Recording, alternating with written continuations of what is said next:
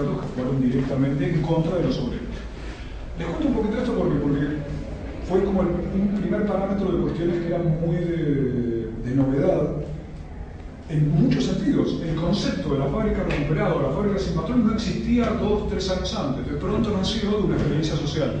Y yo ahí me enganchó con una cuestión que sí había visto antes, que era el tema de los derechos humanos, el tema de los organismos de derechos humanos. Sergio, antes de que entre en derechos humanos, que siempre me encanta esta anécdota y por ahí para comentársela, vos la conocés. Digo, por esto que hablaba Sergio de la concientización, no concientización, hay la anécdota de, yo era cursante, era alumno de la cátedra autónoma en ese entonces, y Sergio lo trae a Donato, el presidente de la cooperativa de Cristalería Avellaneda, la de Cristalud. Entonces contó cómo había sido el proceso. Donato, Carlito Chaplin era, ¿vale? El mismo bigote Carlito Chaplin, vestido así muy modestamente, unos zapatones típicos de obrero industrial, las manos castigadas por el trabajo, era Carlito Chaplin, expresándose con mucha desenvoltura, pero cierta timidez y todo. Entonces, la pregunta fue, en algún momento, uno de nosotros le hizo la pregunta, Donato contó toda la lucha, que yo, cuando entraron, ¿qué hicieron? Y Donato contestó, digo, a mí siempre me quedó grabada esa anécdota, contestó, sí, no sabíamos qué hacer, no teníamos idea qué hacer. ¿Y entonces qué hicieron? Nos pusimos a barrer. Digo, es la demostración, digamos, de esto que dice Sergio, no es que entraban con un plan preconcebido, no sabían. Además, si pasan por ahí, ven lo que es Cristalux, y cuando entraron creo que eran 60 o menos de 60, en ese momento los tipos no sabían qué hacer, le pusieron a barrer. Digo, esto es cómo se construye el teoría con los pies, ¿no? Labural. Nada, eso quería pasar, estabas hablando de derechos humanos. Bueno, claro, porque también pasa lo mismo. Imagínense, año 77, una señora está en la casa mirando Mirta Legrand. Esto pasa en toda la historia de Argentina. Ver a Mirta Legrand, y de golpe el hijo no está más. O sea, esta señora está mirando, lo de Mirta Legrand es literalmente así, ¿no? Con madre, con abuelas, ustedes revisan un poco la historia de las señoras que estaban en la casa, algunas eran docentes, otras eran amas de casa, cocinaban, qué sé yo. Y de pronto desaparece el hijo, o la hija, o los hijos. Y año 77, o sea, viene la presidenta y estas personas que se ponen a salir a la calle de nuevo. ¿Por qué las mueve? Desesperación, ¿no? No las mueve militancia política, la revolución, Perón alita la patria socialista, nada. Las mueve que están buscando al hijo.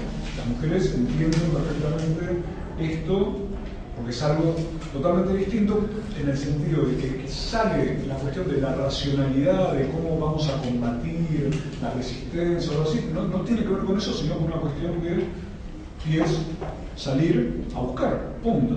De eso, ahora les propongo, fíjense que en aquel momento los partidos políticos, los que estaban prescritos obviamente por la dictadura, pero los partidos no juegan con las madres. Los organismos de derechos humanos que existían, ellas me decían, nos trataban como clientes. Nosotros íbamos a un organismo de derechos humanos y estábamos del otro lado del mostrador. ¿Se entiende? Claro, el organismo de derechos humanos es un organismo de abogados.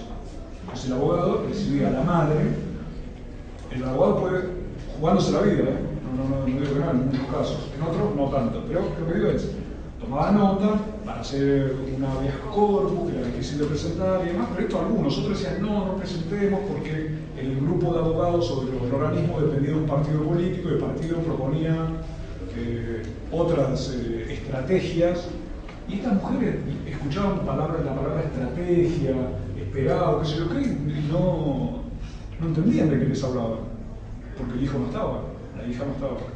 Entonces salían a la calle, entonces iban a la morgue, iban al hospital, iban a la iglesia, hablaban con los curas, hablaban con los obispos y demás. Se daban cuenta que el universo les estaba mintiendo además. Esto pasó mucho en la capilla de la Maris, que está ahí en Retiro, donde había un cura que se llamaba Graceli que se encargaba de recibir a los familiares, hicieron correr la bolilla y los recibían para mentirles, para hacerlos perder el tiempo y demás. Un día estas señoras, Azucena de Vincenti, porque todo el mundo le dice Azucena Villaflor, pero el detalle son esas cosas prácticas, ¿no?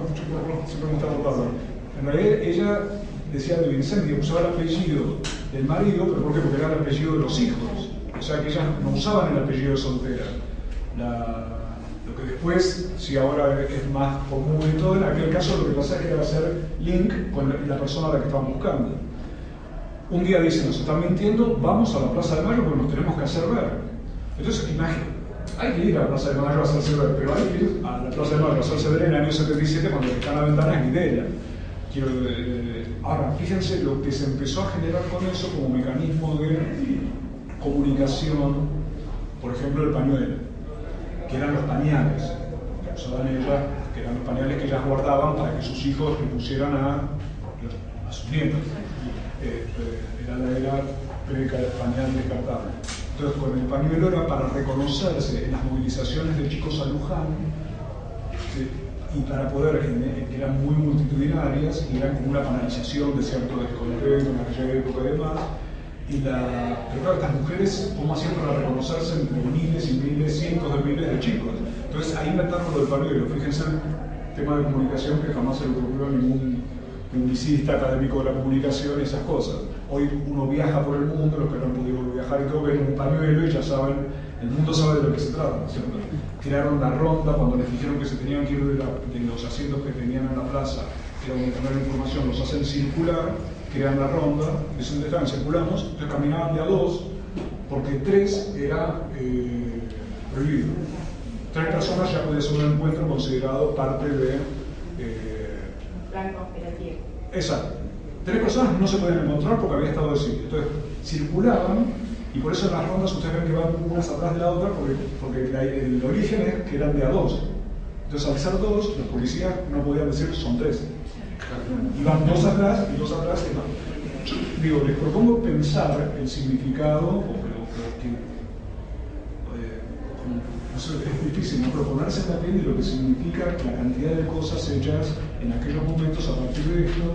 Pero lo que me di cuenta es que madres, después termino de entender, madres, abuelas y demás con todas estas cuestiones, son una nueva generación de movimiento, una nueva generación de forma de organizarse y de forma de encarar la intervención en lo público, lo que uno podría llamar política, pero a partir de lo contrario de lo que venía siendo hasta ese momento, que los movimientos sociales, los grupos políticos, los partidos políticos, los movimientos guerrilleros, lo que ustedes quieran, todo se formaba a partir de teoría política.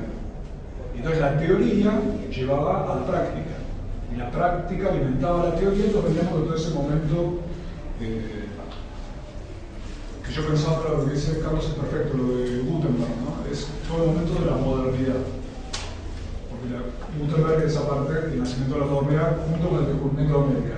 Yo les propongo, cuando hablemos de Gutenberg, no lo separen, porque como las noticias nuevas vienen apiñadas, es toda la época, 1490 y pico y demás, ustedes van a ver que ahí está todo, o sea, arrancamos con el 1500 con una nueva era, que es América descubierta por Colón. A mí cuando era chico, cuando decía Colón descubrió América, me daban un caramelo porque había estudiado bien la lección y estaba muy concientizado con respecto a él. Tanto Colón descubrió y América son 3 cosas falsas, las 3 cosas son inexistentes, pero Colón descubrió América. Pero lo que empieza, lo fuerte ahí es que empieza la modernidad, que empieza a meter este tipo de conceptos, como decía Carlos antes, donde el libro, el saber y demás se empieza a convertir en un elemento de poder concreto. Entonces yo estaba con esta cuestión de las fábricas, que lo que me pasaba era que me rompía esquemas con respecto a cuestiones que yo pensaba.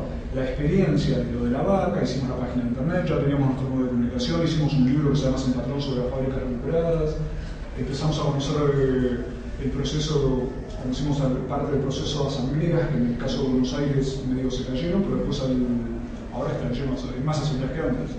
Yo leí a pasar en página 2, me explicaron muy bien, páginas saben muchas cosas, pero ellos explicaron que murió el proceso asambleario.